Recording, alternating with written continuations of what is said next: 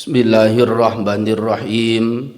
Assalamualaikum warahmatullahi wabarakatuh.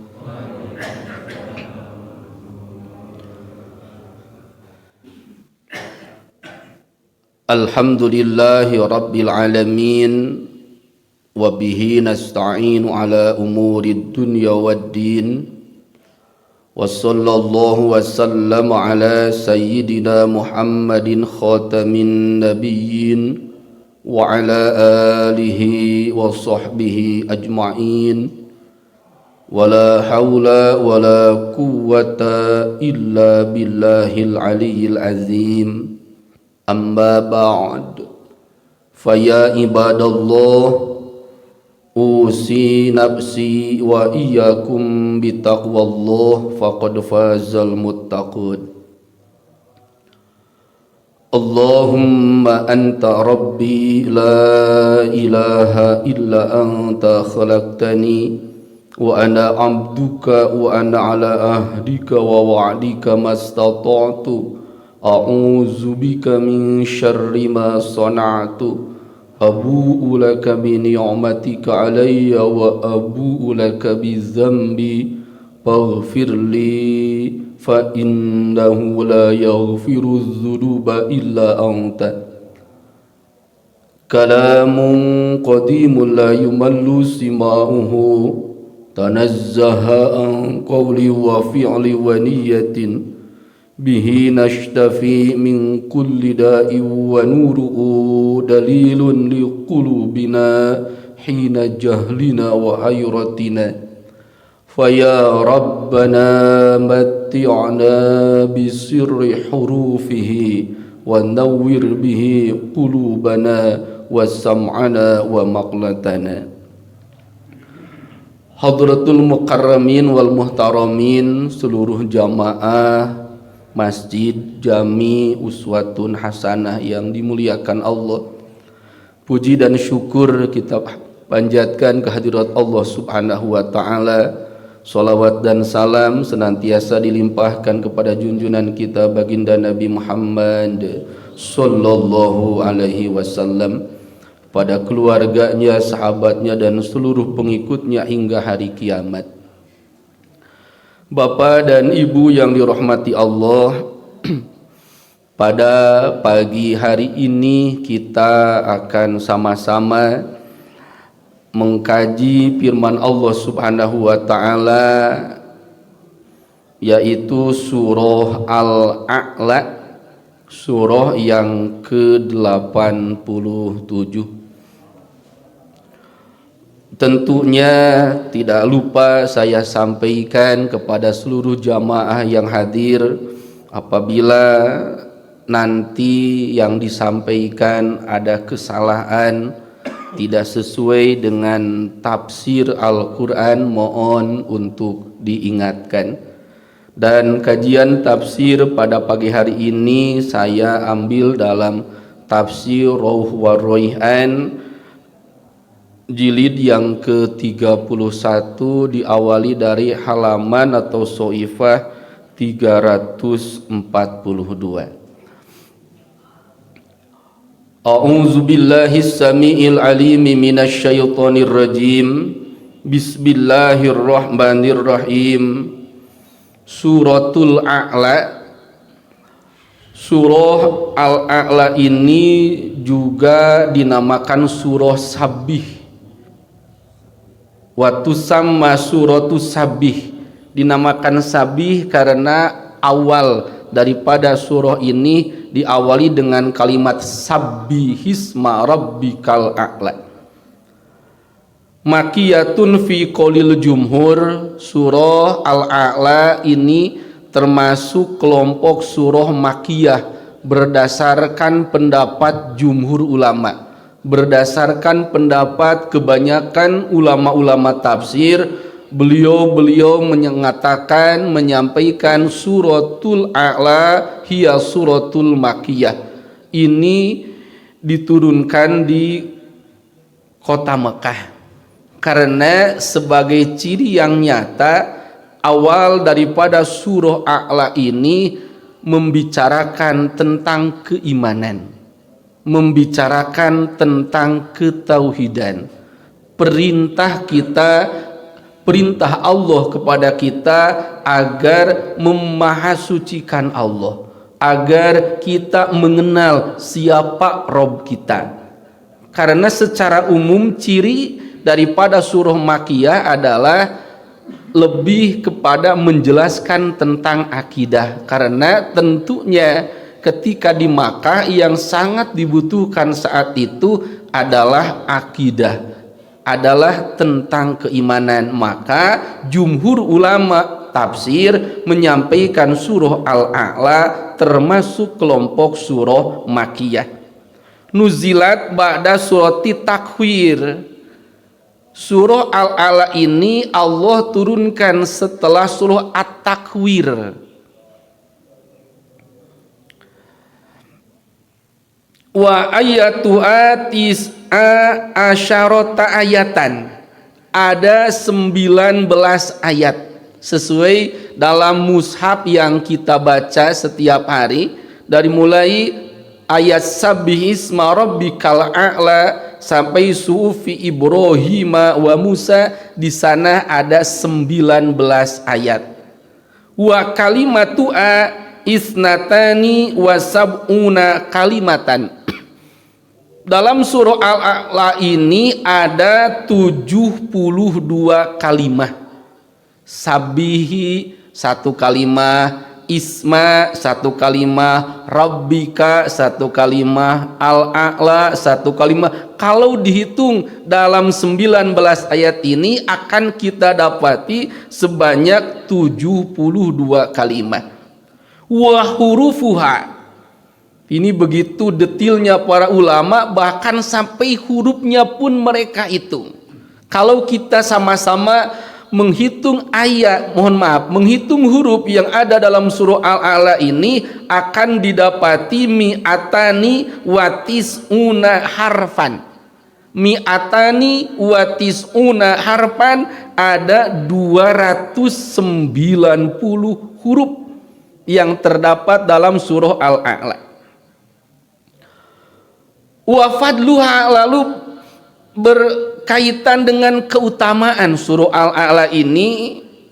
Wa mimma warada fi fadli hadis surah ma akhrajahul Imam Ahmad wa Muslimun wa Abu Dawud wa Tirmidzi, disampaikan riwayat Imam Ahmad, Imam Muslim, Imam Abu Dawud, Imam At-Tirmidzi menerima an Nu'man bin Bashir anna Rasulullah sallallahu alaihi wasallam kana yaqra'u fil idaini wa yaumal jumu'ati sabbihisma rabbikal a'la wa hal ataka hadisul ghasyiyah, bahwasanya baginda Rasul kana yaqra'u, beliau membaca fil idain, dalam salat idain, Idul Fitri ataupun Idul Adha, wa yaumal jumu'ah, dan juga ketika sholat Jum'ah beliau membaca untuk rakaat pertama surah Sabbihisma rabbikal a'la, dan untuk rakaat yang kedua membaca ayat ataupun surah Hal ataka hadisul ghasyiyah. Ini seperti disampaikan pada pertemuan bulan sebelumnya, karena surah Al-A'la dan Al-Ghasyiyah ini mungkin sudah satu paket. Ketika dibacakan surah Al-A'la, maka dibacakan surah Al-Ghasyiyah. Itu adalah yang sering dibaca baginda Rasul Muhammad Sallallahu Alaihi Wasallam. Tapi tentunya ini bukan berkaitan dengan kewajiban.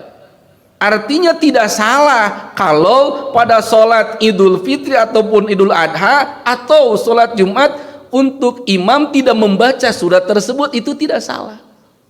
Karena ini berkaitan dengan fadha'il saja.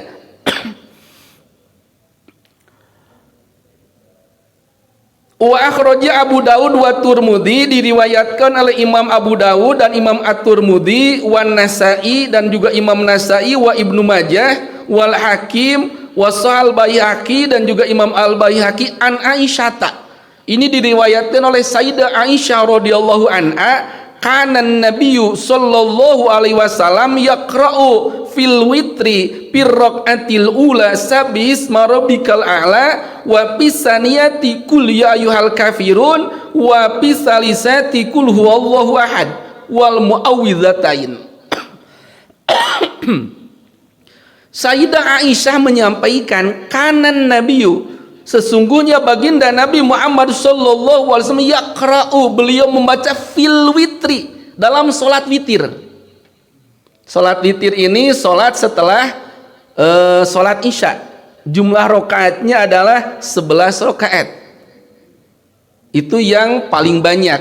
Yang paling sedikit 1 rakaat. Kalaupun yang paling sedikit tapi utama afdol itu 3 rakaat. Jadi minimal adalah 3 rakaat yang lebih baik. Kalau 1 rakaat itu pun tidak salah. Nah, baginda Nabi, beliau ketika sedang sholat witir, baik sholat witir 3 rakaat dengan 1 kali salam ataupun dengan 2 kali salam. Ini karena dalam 3 rakaat pilihannya silakan. Mau 3 rakaat langsung 1 kali salam, usolli sunnatal witri salasa rokaatin, dilangsungkan 3 rakaat, dengan catatan kalau 3 rakaat tidak boleh ada tasyahud awal. Jadi langsung saja rakaat 1 berdiri, rakaat kedua langsung juga berdiri, tidak ada tasyahud awal. Karena kalau ada tasyahud awal nanti akan seperti sholat maghrib. Kalau mungkin bapak dan ibu ingin melaksanakan sholat witir 3 rakaat sekaligus, atau 2 kali salam, 2 rakaat dulu lalu di akhir 1 rakaat jadi 3 rakaat, maka kalau kita ingin mengikuti apa yang dibaca baginda Rasul, beliau ketika rakaat pertama dia membaca surah Al-A'la, dan untuk rakaat kedua membaca surah Al-Kafirun, dan untuk rakaat yang ketiga, rakaat yang terakhir, membaca surah Al-Ikhlas wal muawwidzatain. Surah Al-Ikhlas ditambah surah Al-Falaq dan juga surah An-Nas. Apalagi sebentar lagi sholat witirnya diberjamaahkan dalam bulan Ramadan. Ini kalau mengikuti apa yang disampaikan baginda Rasul seperti itu, tapi tadi saya katakan ini bukan kewajiban, tapi ini adalah keutamaan. Kalau dalam suratnya tidak dibacakan surat tersebut, sholatnya tetap sah, karena bacaan surah itu hukumnya sunnah hayat. Saya ingatkan lagi, dan karena ini riwayatnya ada 2. Riwayat yang pertama, rakaat yang pertama surah Al-A'la, rakaat yang kedua surah Al-Kafirun, dan rakaat yang ketiga surah Al-Ikhlas. Ini riwayat yang pertama. Riwayat yang kedua ditambahkan surah Al-Ikhlas dan juga surah Al-Falaq dan An-Nas. Silakan kalau mungkin mau mengikuti apa yang disampaikan dalam hadis ini, silahkan. Kalaupun tidak, rakaat pertama Al-Ikhlas, rakaat kedua Al-Falaq, rakaat ketiga An-Nas, baik, tidak apa-apa. Yang penting sholat witirnya saja yang dilaksanakan, apalagi dalam bulan Ramadan diberjamahkan. Itu sedikit gambaran berkaitan dengan surah Al-A'la. Bismillahirrahmanirrahim. Sabbih isma rabbikal a'la. Sucikanlah nama Tuhanmu yang maha tinggi.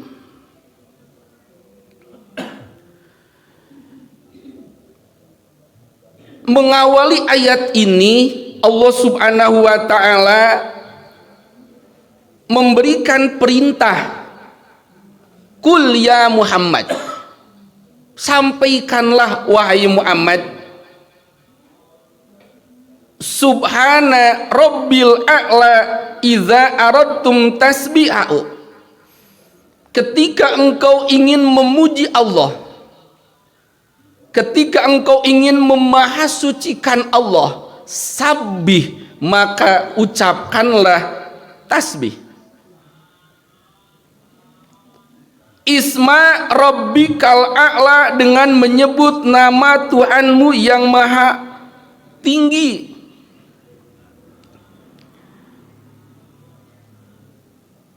Allah Subhanahu wa ta'ala adalah zat yang maha agung, zat yang maha tinggi, munazzahun an kulli ma la yaliku bi min sifatin naqsi wal hudus. Allah maha suci, Allah maha bersih dari segala sesuatu yang tidak pantas bagi Allah. Di antaranya adalah sifatun naqsi. Allah memiliki sifat kekurangan, wal hudus, dan juga sifat baru.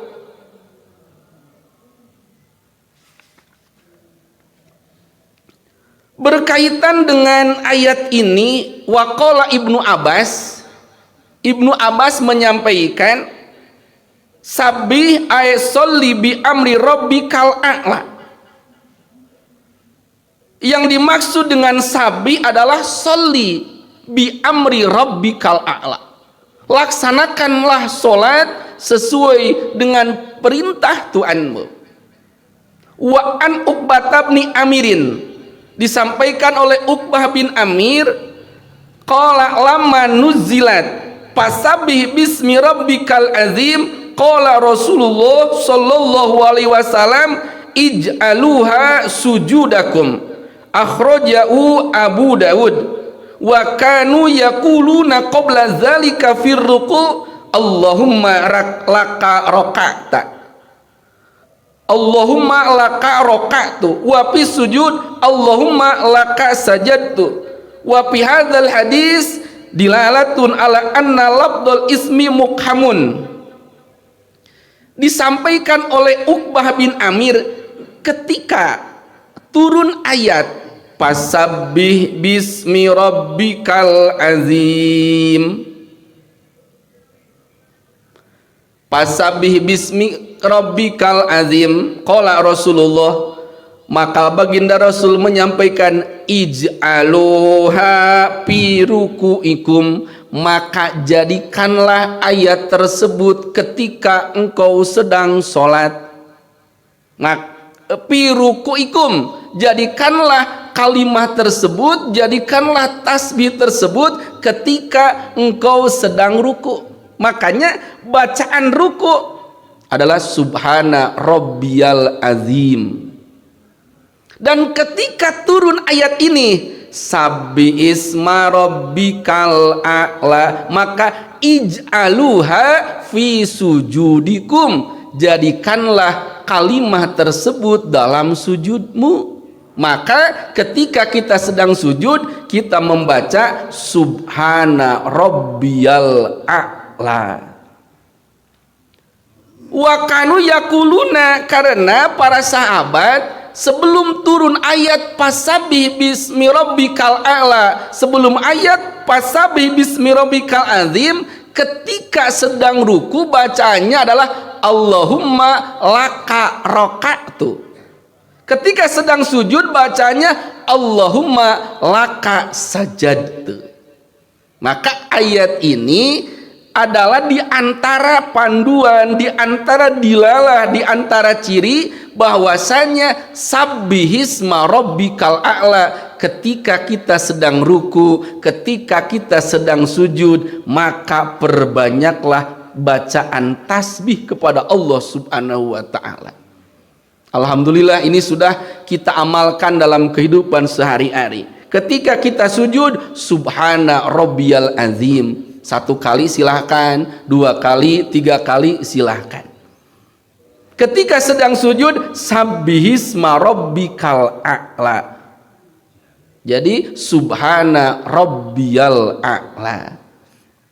Ini bentuk kita melaksanakan perintah Allah. Sabbih bismi rabbikal a'la. Senantiasa engkau memanjatkan tasbih, memahasucikan Allah.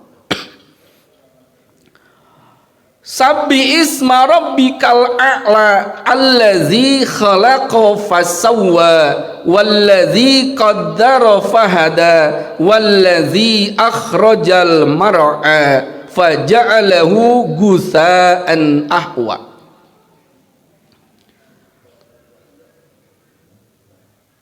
Dalam ayat yang pertama, sesuai dengan terjemahnya, sucikanlah nama Tuhanmu yang maha tinggi. Lalu sifat Allah itu, sifat Tuhan kita itu seperti apa? Seperti tadi saya sampaikan, ini karena berkaitan di kota Makkah, yang mana saat itu adalah kaum jahiliyah. Mereka beribadah kepada berhala-berhala yang dalam jumlah banyak. Maka agar umat Islam, agar orang-orang beriman tahu siapa Robnya, maka dalam ayat ini, dalam surat ini, Allah memberikan penjelasan bagaimana sifat Allah tersebut. Yang pertama, allazi khalaqa fasawwa, yang menciptakan lalu menyempurnakan. Allah itu yang menciptakan segala sesuatu. Dengan ayat ini pun bisa dijadikan pembanding. Kalau Allah menciptakan segala sesuatu, maka apa yang telah diperbuat oleh berhala-berhala yang merupakan Tuhan daripada kaum-kaum Quraisy saat itu. Allah adalah khalaqa, yang maha menciptakan segala sesuatu. Segala sesuatu yang terjadi, yang ada di bumi ini adalah semua atas penciptaan Allah Subhanahu wa ta'ala. Allazi khalaqa fasawwa, Allah ciptakan fasawwa, lalu Allah sempurnakan. Maka tidak ada satupun ciptaan Allah yang mubazir. Tidak ada satupun yang diciptakan Allah tidak ada manfaatnya. Afahasibtum annama khalaqnakum abasa. Dalam surah Al-Mu'minun di akhir Allah menyampaikan, afahasibtum, apakah kalian berprasangka annama khalaqnakum abasa, Allah menciptakan manusia itu hanya sebuah permainan. Allah yang menciptakan, lalu Allah yang menyempurnakan. Maka harus menjadi pemahaman kita bersama, segala sesuatu yang Allah ciptakan itu sudah Allah sempurnakan. Kalaulah masih ada hati kita, masih ada pandangan kita merasa kurang, allazi khalaqa fasawwa. Karena kadang-kadang pemahaman kita, mohon maaf, kalau kita lihat orang dengan keadaan tidak sempurna, tangannya mungkin tidak sempurna, matanya tidak sempurna, ataupun anggota tubuh yang lain tidak sempurna, kadang ada perasaan kita, kenapa seperti itu? Yakinkan, allazi khalaqa fasawwa, Allah yang menciptakan, fasawwa, Allah yang menyempurnakannya. Maka tidak ada kesempatan, tidak ada alasan bagi kita untuk menghina apapun penciptaan Allah Subhanahu wa ta'ala. Ini diingatkan oleh Allah dalam ayat yang kedua, allazi khalaqa fasawwa wallazi qaddara fahada. Ayat yang ketiga Allah menyampaikan wallazi qaddara fahada, yang menentukan kadar masing-masing dan memberi petunjuk. Ini berkaitan dengan ketauhidan, ini berkaitan dengan keimanan. Wallazi qaddara, Allah sudah takdirkan segala sesuatu.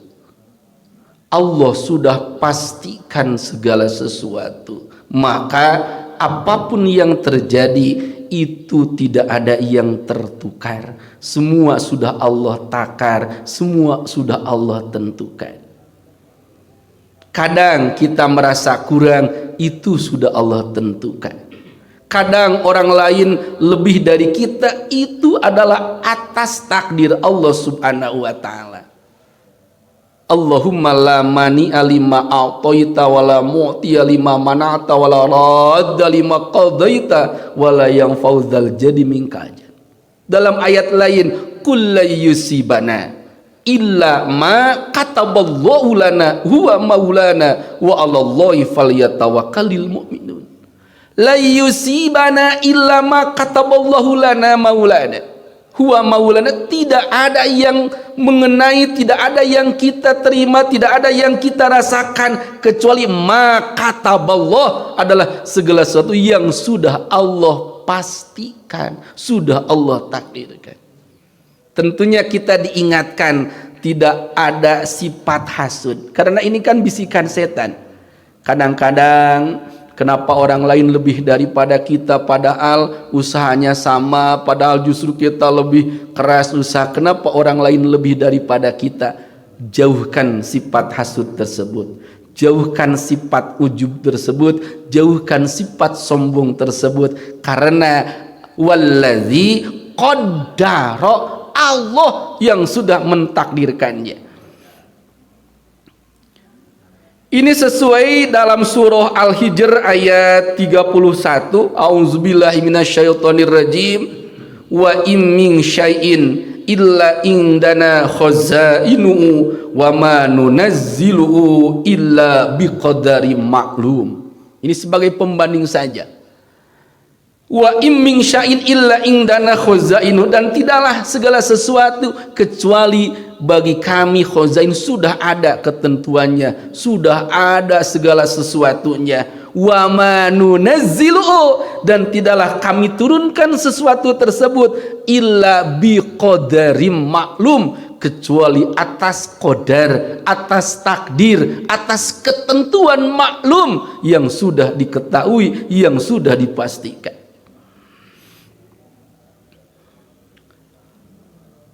Disampaikan baginda Nabi Muhammad sallallahu alaihi wasallam berkaitan dengan ayat ini, innallaha qaddara maqadiral khalqi qabla ayyakhluqas samawati wal arda bi khamsina alfa sanatin, bi khamsina alfi sanatin. Innallah, sesungguhnya Allah, ini disampaikan baginda Rasul, qaddara, sudah mentakdirkan, sudah menentukan maqadirul khalqi, berkaitan dengan takdir-takdir makhluk, berkaitan dengan jodoh pati bagja cilaka lamun cek Sunda nama.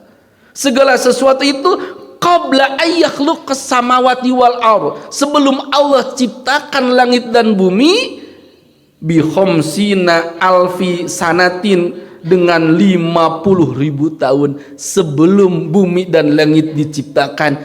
Allah sudah tentukan segala sesuatu bagi kita 50.000 tahun sebelumnya. Kita jadi laki-laki, jadi perempuan, orang Indonesia, keadaannya seperti ini sudah Allah tentukan sebelum langit dan bumi pun diciptakan. Makanya kewajiban kita adalah ya kita menerima ketentuan Allah ini. Wallazi qaddara fahada, Allah yang mentakdirkan, Allah yang sudah menentukan, dan juga Allah yang memberikan hidayah. Hidayah ini petunjuk Allah untuk berbuat yang baik. Ini Allah yang tentukan. Bukan guru kepada muridnya, bukan orang tua kepada anaknya, bukan pejabat kepada rakyatnya. Urusan hidayah itu adalah hak Allah Subhanahu wa ta'ala.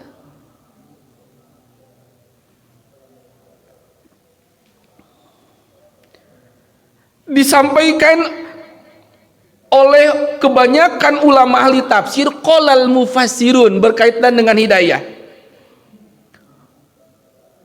Qudira khalqu dzakar wal unsa minad dawab fahada dzakaril unsa kaifa yati'a hadal insana lisabilil khair wasyari wassa'ada wasyaqawah.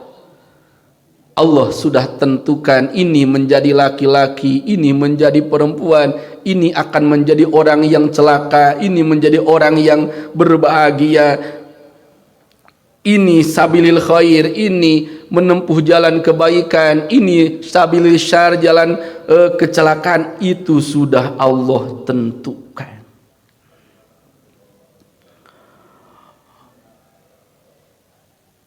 Wallazi akhrajal mar'a faja'alahu gusaan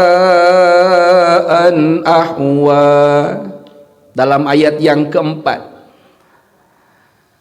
wallazi akhrajal mar'a, dan yang menumbuhkan rerumputan, faja'alahu gusaan ahwa, lalu dijadikannya rumput-rumput itu kering kehitam-hitaman. Kalau kita sama-sama menelaah dua ayat ini sebagai bentuk kemahabesaran Allah, kita diingatkan sesuatu hal yang mungkin kita pandang sepele. Urusan rumput, siapa yang ingat rumput? Siapa yang membutuhkan rumput? Ya kecuali mungkin mereka yang memiliki hewan ternak.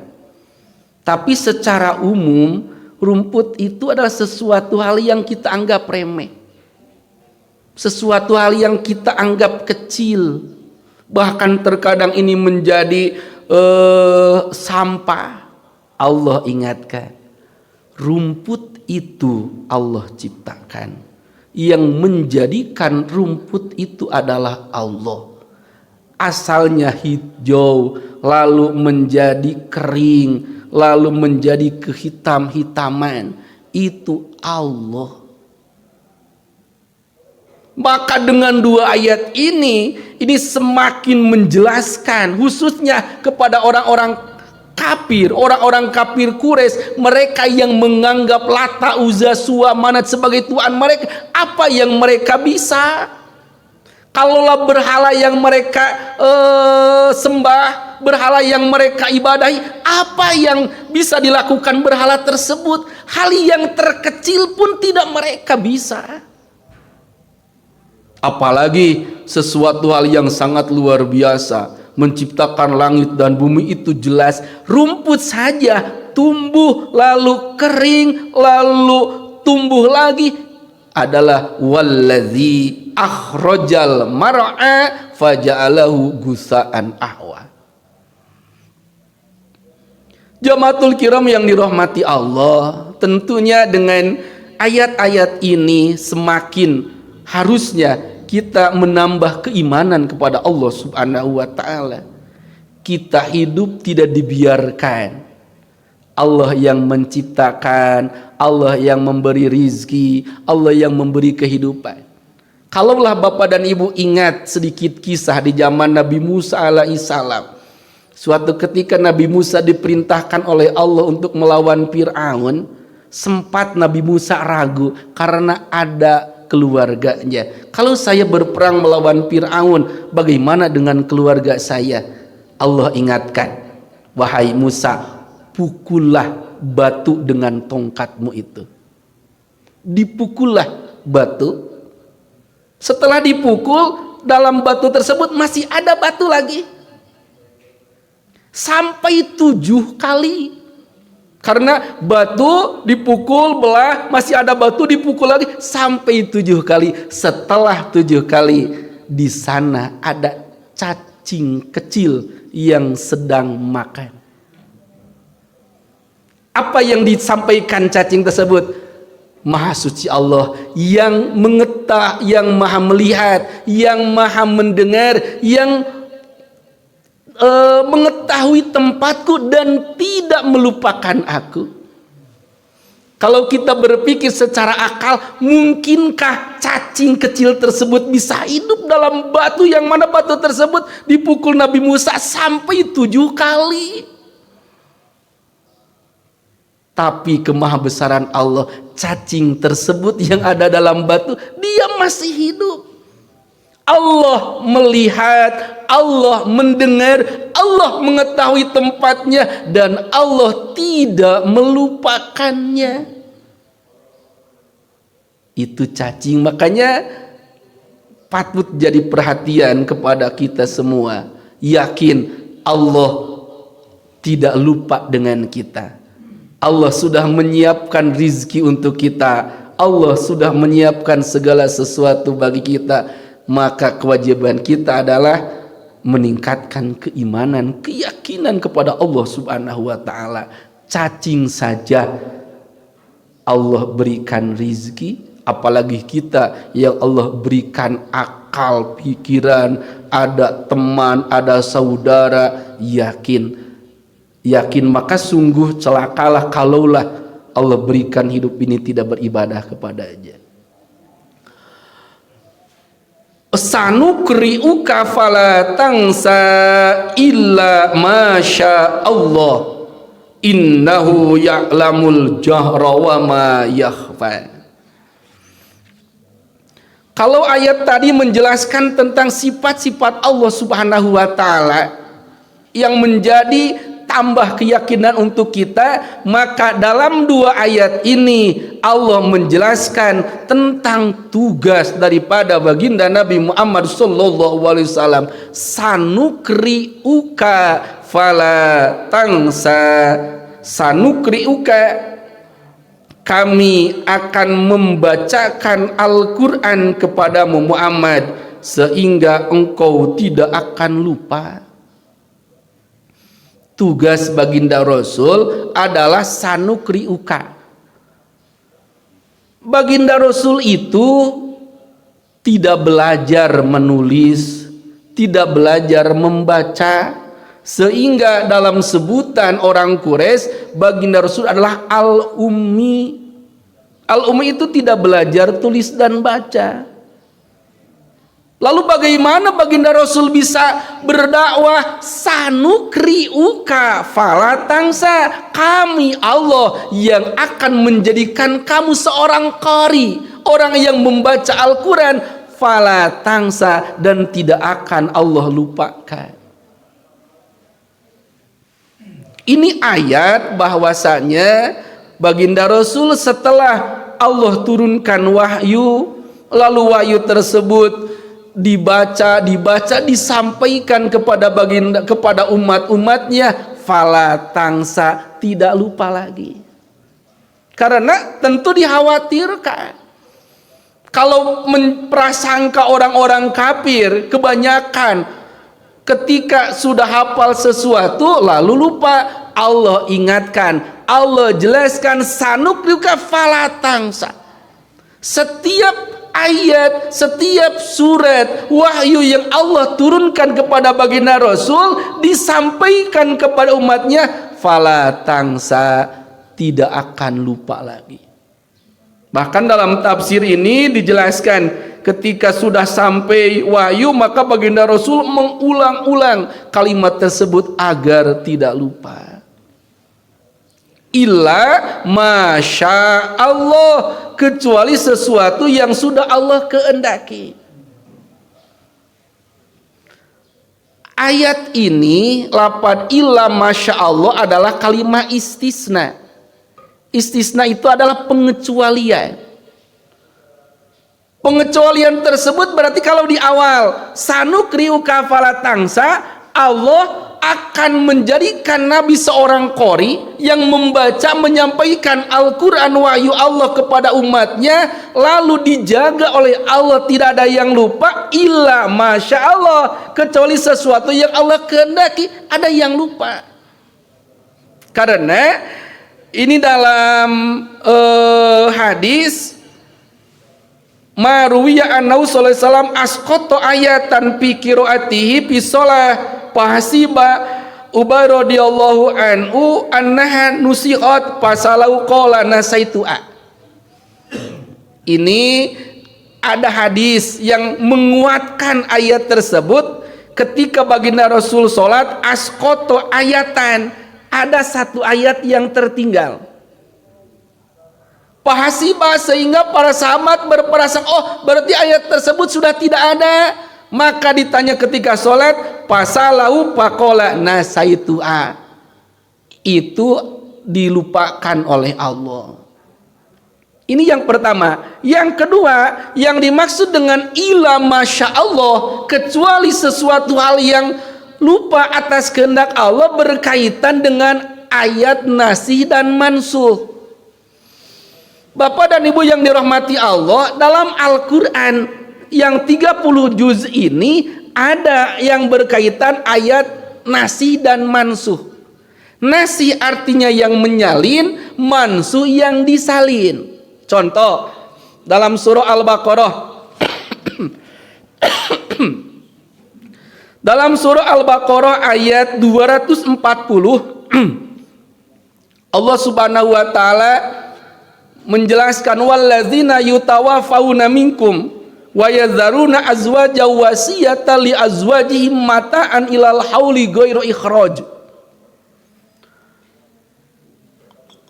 Orang-orang wallazina yutawaffawna minkum, bagi para istri yang ditinggalkan wafat suaminya, wasiyatan li azwajihim mata'an ilal hauli ghairu ikhraj. Dalam ayat ini Al-Baqarah 240, ketika seorang istri ditinggal wafat suaminya, maka masa tunggu atau masa iddah istri tersebut adalah mata'an ilal haul, selama 1 tahun. Ini tentu akan menjadi hal yang berat bagi seorang istri. Ditinggal wafat suami, mungkin memiliki anak, tidak boleh menikah lagi sebelum 1 tahun lamanya. Ini berat.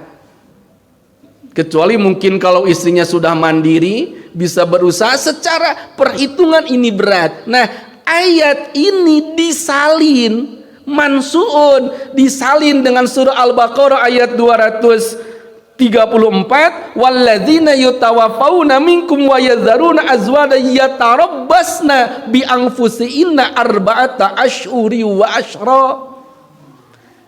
Konteks ayat tersebut menjelaskan seorang istri apabila ditinggal wafat suaminya, maka masa iddahnya adalah arba'ata asyhuri wa asyra, 4 bulan 10 hari. Jadi ada 2 ketentuan. Ketentuan yang pertama, masa iddah adalah selama 1 tahun. Lalu ketentuan kedua adalah 4 bulan 10 hari. Nah, yang pertama disalin oleh yang kedua, maka menjadi ketetapan sampai sekarang bahwasannya seorang istri apabila ditinggal wafat suaminya tidak boleh menikah lagi sebelum 4 bulan 10 hari. Nah, baginda Rasul dilupakan tentang ayat mansuhnya. Itu dalam Al-Quran. Contoh satu lagi berkaitan dengan ayat nasih mansuh. Dalam surah Al-Anfal ayat 65, Allah menjelaskan, wa iyyakum minkum isyruna sabiruna yaglibu mi'atain. Ini dalam urusan Al-Anfal, ini urusan perang. Ketika orang-orang beriman berperang melawan orang-orang kafir, maka isyruna sabiruna, kalau ada 20 orang, yaglibu mi'atain, itu mengalahkan 200. 20 melawan 200, berarti 1/10. Sehingga saat itu kalau seorang mukmin berperang ada musuh 10 lalu dia lari, itu dosa besar. Karena dalam ayat ini perhitungannya adalah isruna mi'atain, 20 lawan 200. Makanya tidak aneh dalam perang Badar umat Islam 313 melawan 1000 lebih tidak boleh lari.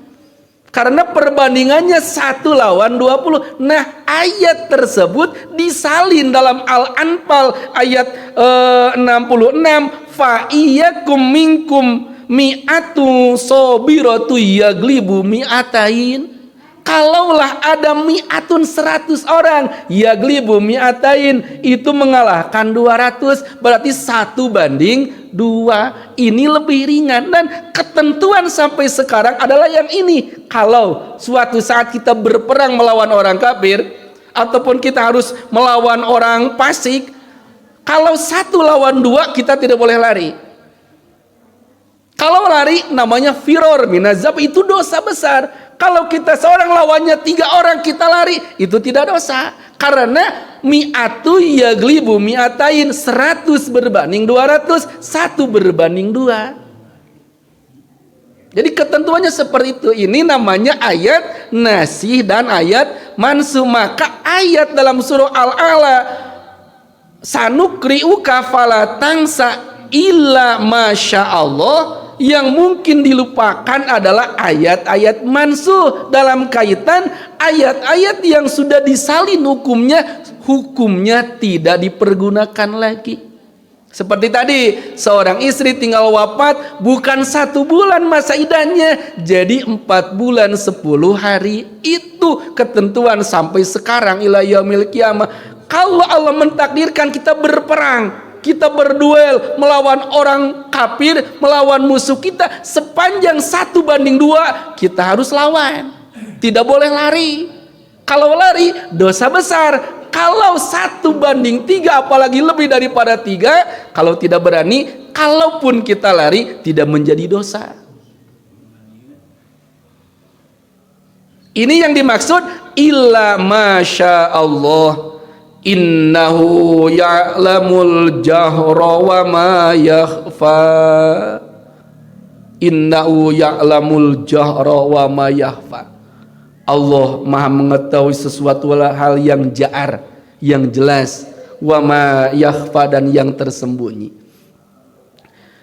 Yang dimaksud dengan jahar dan yakhfa di sini adalah ya'lamu ma dha'ara wa ma baton wal i'lan wal israr. Segala sesuatu yang nampak jelas oleh mata, segala sesuatu yang dapat kita lihat dengan jelas, ataupun yang tersembunyi, innahu ya'lamul jahra, Allah mengetahuinya. Segala sesuatu yang jelas Allah Maha tahu, sesuatu yang tersembunyi dalam hati kita Allah Maha tahu. Itu tafsir yang pertama. Tafsir yang kedua berkaitan dengan innahu ya'lamul jahra wa ma yakhfa, artinya Allah mengetahui apa yang disampaikan baginda Rasul dan juga apa yang ada dalam hati baginda Rasul. Innahu ya'lamul jahra wa ma yakhfa.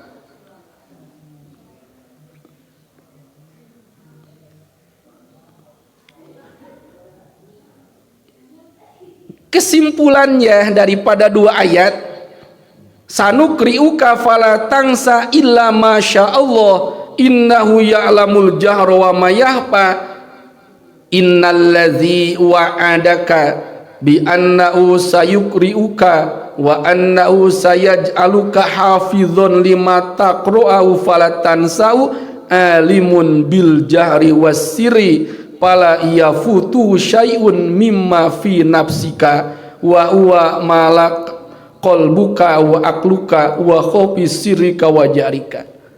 Allah yang sudah berjanji kepada baginda Rasul sanukriuka, yang menjadikan baginda Rasul menjadi qori, yang membacakan wahyu-wahyu Allah, yang membacakan firman Allah, yang membacakan kandungan Al-Quran, Allah sudah berjanji dan Allah tidak akan melupakannya. Innahu ya alimun bil jahli wassiri. Allah maha mengetahui yang ja'ar dan juga Allah maha mengetahui yang sir. Fala yafutu syai'un mimma fi nafsi. Tidak ada sesuatu pun yang luput, yang terlewatkan dengan yang terjadi kepada baginda Rasul daripada pengetahuan Allah Subhanahu wa taala. Wa nuyassiruka lil yusra fadzakir in nafa'atiz zikra sayadzakkaru man yakhsha wa yatajannabuhal ashqa. Masih berbunyi ini. Wa nuyassiruka lil yusra. Ini bekal yang diberikan Allah kepada baginda Rasul ketika beliau akan menyampaikan wahyu Allah, ketika baginda Rasul akan menyampaikan syariat Allah, maka Allah berikan bekal untuk baginda Rasul. Wa nuyassiruka lil yusra. Dalam terjemahnya, dan kami akan memudahkan bagimu ke jalan kemudahan, yaitu mencapai kebahagiaan dunia dan akhirat. Perjuangan baginda Rasul menyampaikan Al-Quran, menyampaikan wahyu Rasul kepada orang-orang kafir Quraisy itu bukan hal yang mudah. Maka Allah memberikan bekal. Wahai Muhammad, wa nuyassiruka, kami yang akan memberikan kemudahan kepadamu. Lil yusra, untuk mendapatkan kebahagiaan dunia dan akhirat. Fadzakir inna fa'ati zikra. Tugasmu adalah fadzakir, ingatkan, sampaikan, berikan peringatan. Inna fa'ati zikra, seandainya peringatan tersebut akan bermanfaat.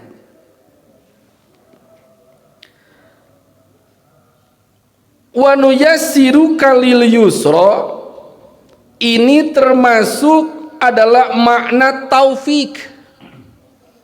Makna taufik itu adalah khalqu qudrati ta'at. Allah memberikan kemampuan untuk beribadah. Lisan kita bisa membaca Al-Quran, kaki kita dapat melangkah ke masjid. Itu adalah taufik.